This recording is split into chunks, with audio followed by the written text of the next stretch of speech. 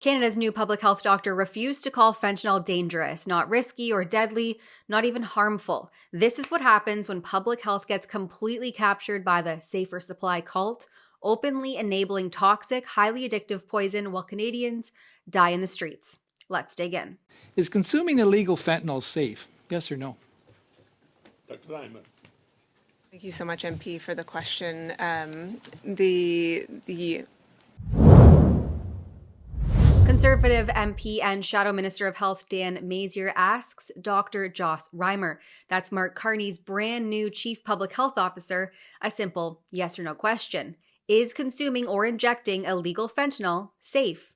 And her answer is equal parts disturbing and frustrating. Typical circular non-answer. toxic drug crisis is a complex situation and it requires a complex response. It was a pretty simple question. Is consuming illegal fentanyl safe? Yes or no? The consumption of any medication, drug, illegal or legal, is... That wasn't the question, though. So she couldn't say, not once, not a straight no, just bureaucratic word salad about complex responses and safer options. In what situation is consuming illegal fentanyl safe? Dr. Reimer. So as I had mentioned, when it comes to all substances, whether legal or illegal, there are risks associated with all of them. And so when we are working in hospitals, when we are working with illegal drugs, we are always trying to provide the best possible, safest options for people. This is the woman now in charge of Canada's public health messaging, the so-called top public health voice in the country. Under the new Carney government, refuses to tell Canadians the obvious. Injecting street fentanyl is not safe. It's poison, and it's killing people every single day. There was a time when health officials told kids, don't do drugs. Now they're handing them out and with kits at school. Remember the 80s and 90s during the heroin and cocaine epidemic and the onset of the overprescription of pharmaceutical opioids? I do. And this was the messaging at the time. This is your brain. And this is heroin. This is what happens to your brain after snorting heroin. And this is what your body goes through. Wait, it's not over yet. This is what your family goes through. And your friends, and your mind, and your job, and your self-respect, and your future. And your life. Any questions? But now, well, those at the helm hem and haw while communities collapse. And as I've reported before, the Liberals poured over $1 billion, yes with a B, $billion into their so-called Canadian drugs and substances strategy and safer supply programs since 2017, a number that has only grown since. More than $800 million between 2017 and 2022 alone, plus hundreds of millions more in recent budgets. The promise was a reduction in overdoses, harm reduction, they called it. But the reality is that the opposite happened. In British Columbia, the poster child for harm reduction and safe supply since 2016, illicit drug deaths more than doubled from 994 in 2016 to a staggering 2,293 in 2022. Nationally, fentanyl has become the dominant killer. So while the money keeps flowing, so do the deaths, hospitalizations, and despair. So what would you tell a minor? What would you tell my child or my granddaughter? That fentanyl is, would you say that using illegal fentanyl is safe? Yeah. I think that the toxic drug crisis is a complex issue of which supervised consumption is one area that we need to use in our response, but it goes together with prevention, with treatment. Safer supply is just simply more supply.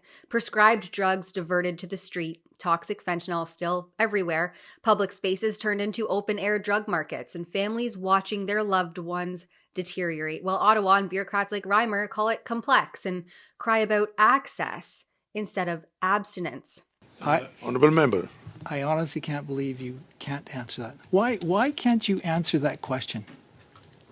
It's fentanyl, we all admit it's a terrible drug. It's ravaged our streets. It's torn apart our communities.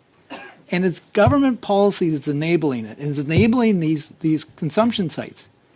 Actually, our health minister, they can do it at a stroke of a pen.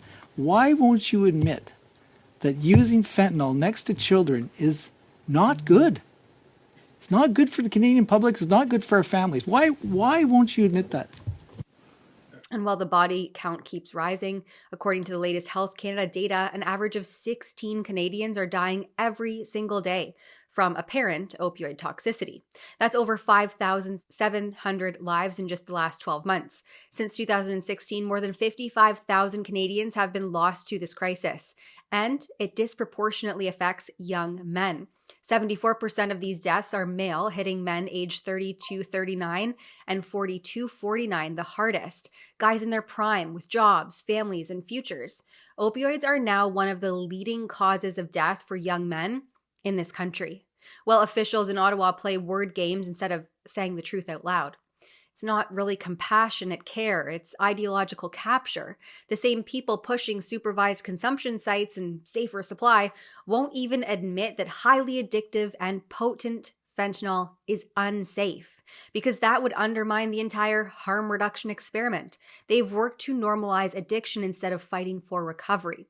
They've enabled dealers while pretending to help the users, and they've left Canadian families to pick up the pieces in war zone downtowns from Vancouver to Toronto to Winnipeg to even here, small town Cobourg, Ontario. Dr. Reimer? It is a complex issue, and I believe that the answers require complex responses. Canada deserves better. We need leaders who will say the obvious. Fentanyl kills. Addiction destroys. The answer isn't handing out more drugs, it's expanding real treatment, recovery programs, enforcement, and telling young people the truth. Don't do drugs.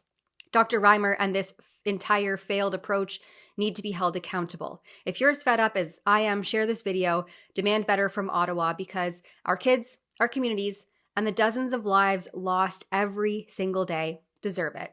For Rebel News, I'm Tamara Ugolini.